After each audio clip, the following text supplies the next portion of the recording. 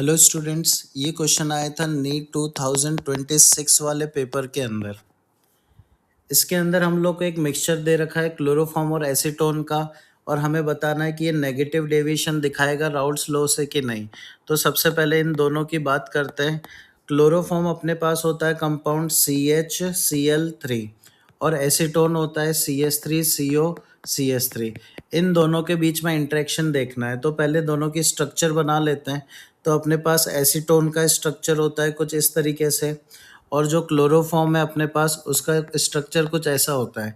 देखो, जनरली जो hydrogen bond है, यहाँ पे मैं साइड में बता देता हूँ।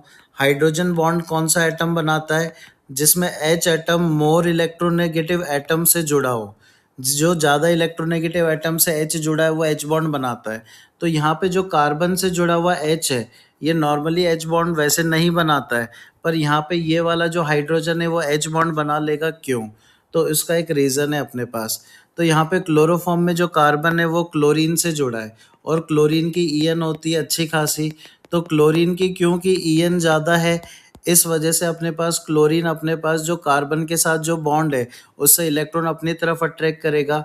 तो कार्बन पे उससे डेल पॉजिटिव बढ़ जाएगा, और जब कार्बन पे डेल पॉजिटिव बढ़ेगा तो CH बॉन्ड के इलेक्ट्रॉन को अपनी तरफ अट्रैक्ट करेगा, जिससे हाइड्रोजन का डेल इफेक्टिव बढ़ जाएगा, डेल पॉजिटिव बढ़ जाएगा।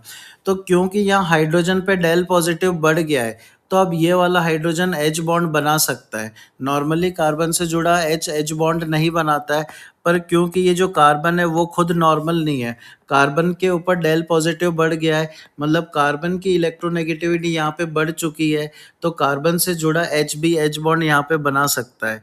ठीक है, तो क्योंकि H यहाँ पे डेल पॉजिटिव रख रहा है अच्छा खासा, और डेल पॉजिटिव रख रहा है, बाजू में अपने पास ऑक्सीजन पे डेल नेगेटिव है, तो यहाँ पे ये इसके साथ इंटरेक्ट करेगा, और दोनों के बीच में अपने पास देखने को मिलेगा H बॉन्ड, और H बॉन्ड काफ़ी अच्छा इंटरेक्शन करता है। तो दोनों मॉलिक्यूल के अंदर अपने पास इंटरेक्शन क्या हो रहा है? अच्छा। अब होता क्या अपने पास, अगर मान लो कोई सॉल्यूशन के अंदर अपन ने A और B को मिक्स करके सॉल्यूशन बनाया, ठीक है, और सॉल्यूशन के अंदर जो A और B के बीच में इंटरेक्शन है वो अगर बढ़िया है या स्ट्रॉन्ग इंटरेक्शन है, स्ट्रॉन्ग इंटरेक्शन है, इसका मतलब अपने पास उसकी वेपर में जाने की जो टेंडेंसी है वो बहुत कम हो जाएगी, मतलब वो लिक्विड फॉर्म में रहना चाहेगा, वेपर में जाने की टेंडेंसी कम होगी।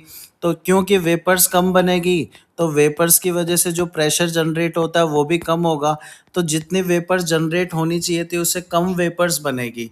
तो अपने पास इसलिए राउल्ट्स लॉ से जितना प्रेशर आना चाहिए था उससे कम प्रेशर आएगा, तो हम लोग बोल देंगे कि वो नेगेटिव डेविएशन दिखाएगा। तो क्वेश्चन में ऑलरेडी बोला था कि नेगेटिव डेविएशन दिखा रहा है, हमें बस रीज़न चूज़ करना है। तो रीज़न अपने पास यही है वेपर प्रेशर कम होने का, कि मॉलिक्यूल के बीच में इंटरेक्शन कैसा होना चाहिए? स्ट्रॉन्ग। और यहाँ पे जो इंटरेक्शन है वो कौन सा वाला देखने को मिल रहा है? H बॉन्ड वाला इंटरेक्शन है, जो कि काफ़ी अच्छा है। तो ऑप्शन देखते हैं हम लोग कौन सा ऑप्शन के अंदर दिख रहा है H बॉन्ड। तो बी ऑप्शन में आओगे, सेकंड ऑप्शन में तो H बॉन्ड की बात हो रही है, मतलब सेकंड ऑप्शन आंसर हो जाएगा।